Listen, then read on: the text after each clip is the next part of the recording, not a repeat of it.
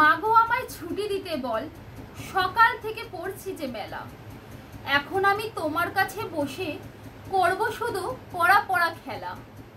তুমি বলছো দুপুর এখন সবে, না হয় যেন সত্যি হলো তাই। একদিনই কি দুপুর হলে পরে বিকেল মনে করতে নাই? আমি তো বেশ ভাবতে পারি মনে, সূর্য ডুবে গেছে মাঠের শেষে। বাগদি বুড়ি চুবড়ি ভরে নিয়ে শাক তুলছে পুকুর পাড়ে এসে। আদার হলো মাদার গাছের তলা, কালি হয়ে এলো দিঘির জল। হাটের থেকে সবাই এলো ফিরে, এলো চাষের মাঠের থেকে এলো চাষির দল। মনে করো না উঠলো সাজের তারা, মনে করো না সন্ধ্যা হলো যেন। রাতের বেলা দুপুর যদি হয়, দুপুর বেলা রাত হবে না কেন? মনে করছো তো হঠাৎ কেন এই রবীন্দ্রনাথ ঠাকুরের লেখা প্রশ্ন কবিতাটা ওড়াচ্ছি বা বলছি, আবৃত্তি করছি? আজ 25শে বৈশাখ, আমাদের বিশ্বকবি রবীন্দ্রনাথ ঠাকুরের আজ 163তম জন্মবার্ষিকী। এই কবিতাটির দ্বারা আমি তাকে শ্রদ্ধাঞ্জলি দিলাম বা শ্রদ্ধার্ঘ্য দিলাম। আমাদের কবিগুরু রবীন্দ্রনাথ ঠাকুর জন্মেছিলেন কলকাতার জোড়াসাঁকো ঠাকুরবাড়িতে 7ই মে 1861 সালে। আজ তার 163তম জন্মবার্ষিকী। তার বাবার নাম ছিলেন ঠাকুর দেবেন্দ্রনাথ ঠাকুর, মাতার নাম ছিল সারদা দেবী। তিনি গীতাঞ্জলি বইটি লিখে 1913 সালে নোবেল পুরস্কার জয়ী হয়েছিলেন। তার এই জন্মদিনে মানে এই 25শে বৈশাখটা আমরা বাঙালিরা সকলে মোটামুটি ভালোভাবে সেলিব্রেট করি বা পালন করে থাকি। যারা স্কুলে পড়ো, আমার ছোট বন্ধুরা বা আমার যারা সমবয়সী রয়েছে তাদের ছেলেমেয়েরা প্রত্যেকেই স্কুলে পড়ে।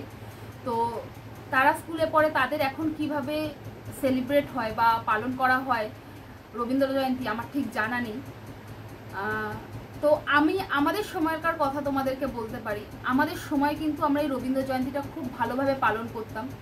স্কুলে নাচ গান আবৃত্তি সমস্ত কিছু হতো, একটু খাওয়া দাওয়া হতো। তখন আমাদের রসনা, কেক, প্যাটিস বা ধরো সিঙ্গারা, এগুলোই ছিল আমাদের মেন টিফিনের একটা ব্যবস্থা আর কি।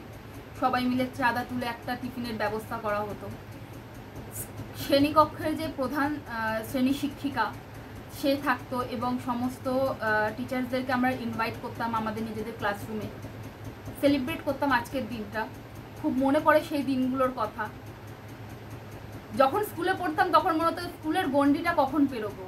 আজ যখন স্কুলের গণ্ডিটা পেরিয়েছি, অনেকগুলো বছর পেরিয়েছি, বিয়ে হয়েছে, সংসার হয়েছে, তখন মনে হয় যদি আর একবার স্কুল জীবনটা ফিরে পাওয়া যেত।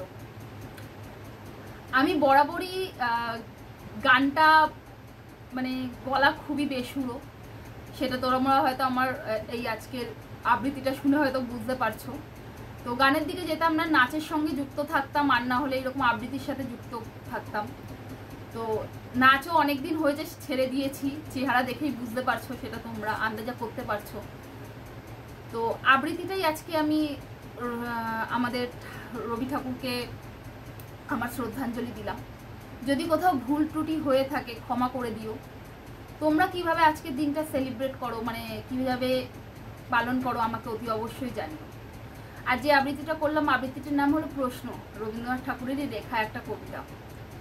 খুব ভালো লাগে আমার এই প্রশ্ন কবিতাটা, কারণ একটা ছেলে তার নিজের মনোভাব তার মাকে জানাচ্ছে। এটার জন্যই আমরাও মনে করতাম যে কেন দুপুর বেলাটা আমরা খেলতে পারি না, কেন মা ঘুম পাড়ায় বা পড়তে বস করায়, সেটার জন্য। তোমাদের যদি কোনো এরকম স্মৃতি থাকে অবশ্যই আমার সাথে শেয়ার করো, কমেন্ট করে জানিও। আর আজকের ভিডিওটা যদি ভালো লেগে থাকে, ছেড়ে যাওয়ার আগে অতি অবশ্যই একটা লাইক করে দিও, আর ভালো লাগলে চ্যানেলটা সাবস্ক্রাইব করে নিও। এইটুকুনি। আর তোমরা কেমন আছো, ভালো আছো নাকি, সেটা আমাকে কমেন্ট করে জানাতে ভুলো না।